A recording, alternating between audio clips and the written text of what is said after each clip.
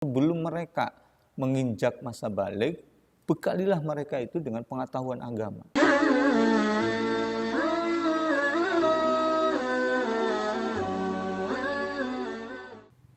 A'udzubillahi minasyaitonirrajim. Bismillahirrahmanirrahim. Assalamualaikum warahmatullahi wabarakatuh.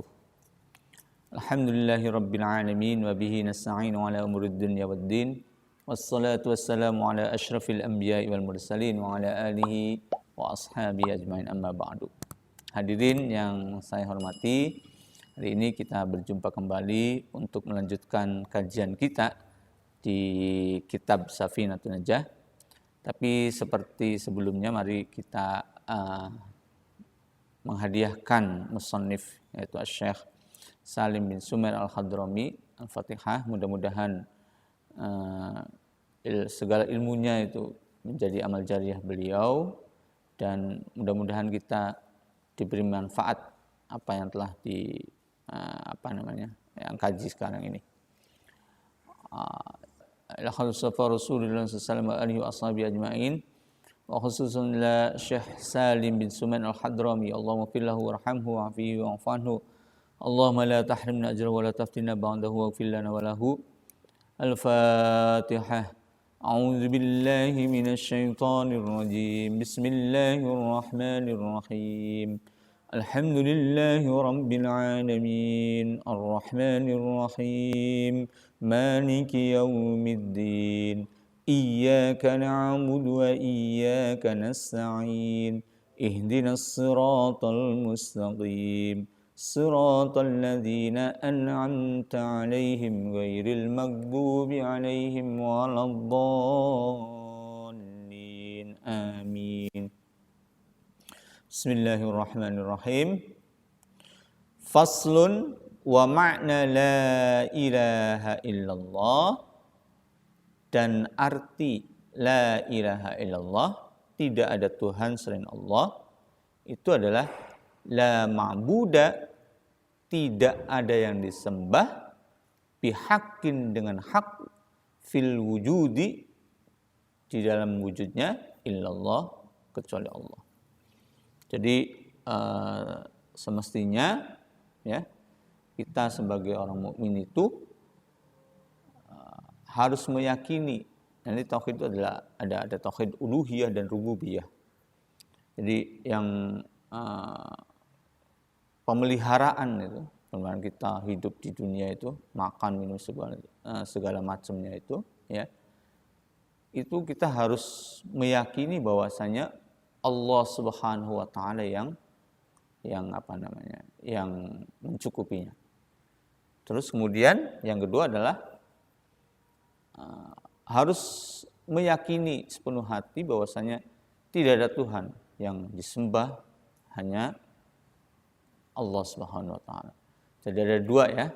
Jadi yang pertama tentu adalah keyakinan bahwasanya tidak ada yang pantas untuk disembahnya Allah, satu.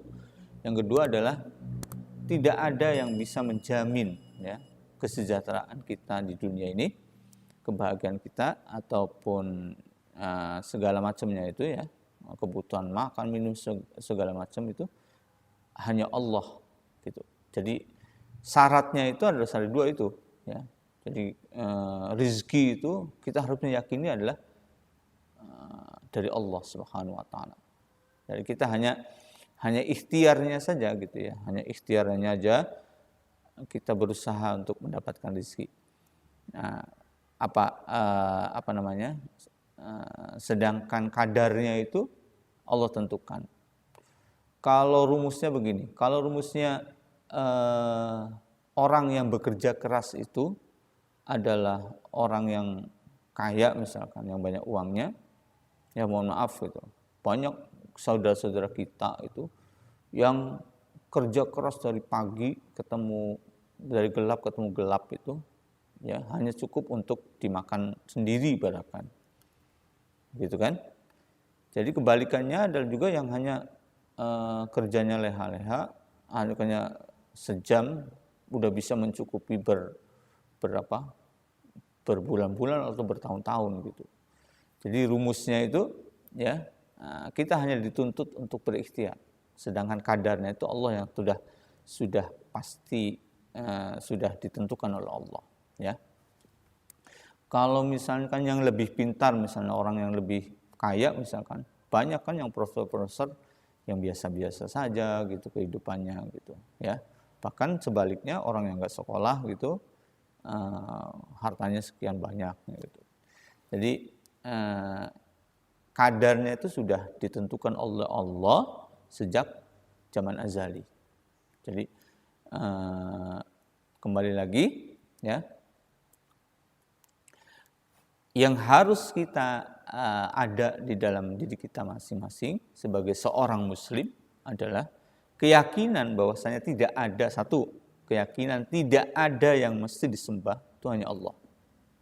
Yang kedua, harus ada keyakinan bahwa yang yang memelihara semua makhluk ya di muka bumi, di alam semesta ini, Allah Subhanahu wa taala yang memeliharanya.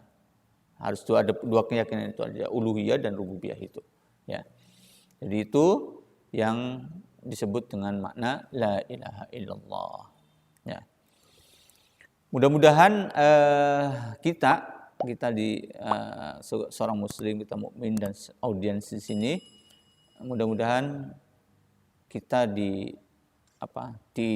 akhir hayat kita mengucapkan la ilaha illallah Muhammadur Rasulullah. Maka ada doa, Allahumma khtim lana bil Islam, Allahumma khtim lana bil iman, Allahumma khtim lana bi qauli la ilaha illallah. Ya Allah, akhirilah hidupku dengan Islam, akhirilah hidupku dengan iman, akhirilah hidupku dengan berkata dengan penuh keyakinan mengucapkan la ilaha illallah Muhammadur Rasulullah. Mudah-mudahan kita audiens di sini hembusan terakhir dengan mengucapkan la ilaha illallah Muhammadur Rasulullah. Amin ya rabbal alamin. Lanjut ya, kita ke bab selanjutnya. Faslun, alamatul bulugi, alamatnya baligh itu salasun 3. Ingat ya, jadi ukuran baligh, ya, ukuran mukallaf itu, ukuran dewasa itu berbeda dengan kita pada umumnya. Tapi dalam Islam itu batasannya adalah kalau untuk perempuan nanti disebutkan di sini, untuk laki-laki disebutkan juga. Jadi ada yang bilang kok Islam begitu kejam. Baru 9 tahun untuk perempuan sudah diwajibkan sholat, taklif itu ya, mukallaf, puasa gitu ya. Nah, gitu kan.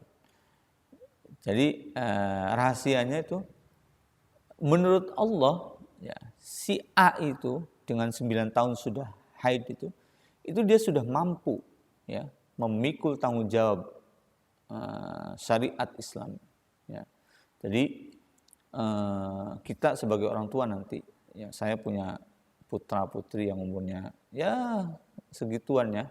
Nanti juga audiens ada yang masih punya balita gitu. Makanya sebelum mereka, saya sudah singgung sebelumnya itu, sebelum mereka menginjak masa baligh, bekalilah mereka itu dengan pengetahuan agama.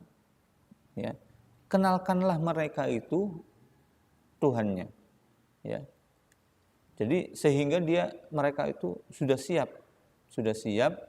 untuk untuk menanggung taklif tadi gitu ya. Menanggung reward, punishment, reward yang akan didapatkan ketika menjalankan syariat Islam, apakah punishment yang akan dia tanggung kalau meninggalkannya gitu. Jadi sebelum mereka menginjak balik, kita sudah memberitahu gitu. Adapun nanti mereka mengerjakan atau tidak, Allah enggak menuntut. Ya, wa ma 'alaika illal balagh. Kamu tuh hanya diperintahkan menyampaikan saja gitu. Adapun mengerjakannya, mereka mengerjakan, anak-anak kita mengerjakan atau tidak, itu urusan Allah. Kita hanya ikut berdoa saja, gitu ya. Coba Nabi Nuh anaknya berapa? 4 kan?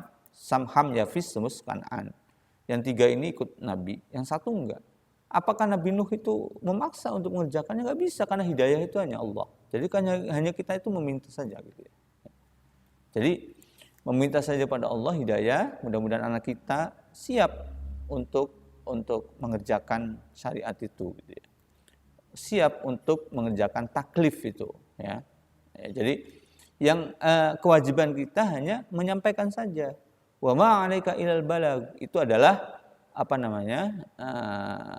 tugas kenabian gitu. Kita hanya sampaikan saja ya. Alamatul bulugi, alamat balik itu salasun, ada 3. Tamamu khamsa asyarata sanatan, sempurnanya 15 tahun, umur 15 tahun, fiz zakari ya. Fiz zakari di dalam laki-laki, bagi laki-laki, wal unsa dan perempuan. Wal ihtilamu, mimpi basah, fiz zakari dalam laki-laki, wal unsa dan perempuan, litis ain sinin 9 tahun, wal haidu fil unsa, dan haid dalam perempuan, litis ain sinin, jadi umur 9 tahun. Jadi patokannya adalah yaitu tadi mimpi basah untuk laki-laki. Berapapun umurnya, 15, 13, kalau biasanya sebelum 15 itu sudah mimpi. Paling lambat mungkin 15.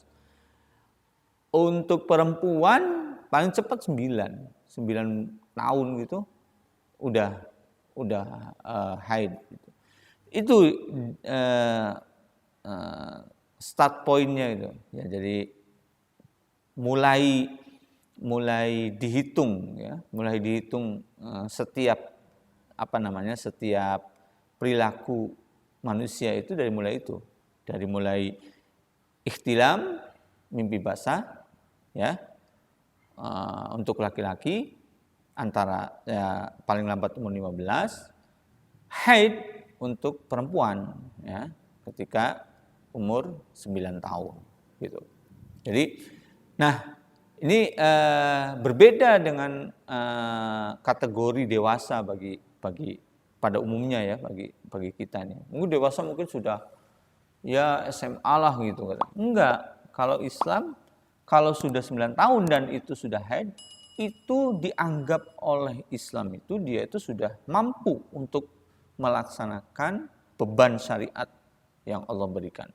Jadi makanya tugas kita sebenarnya tuh sebelum umur 9 tahun, sebelum 15 tahun untuk laki-laki, 9 tahun untuk perempuan, itu membekali mereka itu dengan ilmu agama, sehingga dia mampu, sehingga dia sadar, oh ini ada punishment-nya, oh ini ada reward-nya kalau dia mengerjakan gitu ya.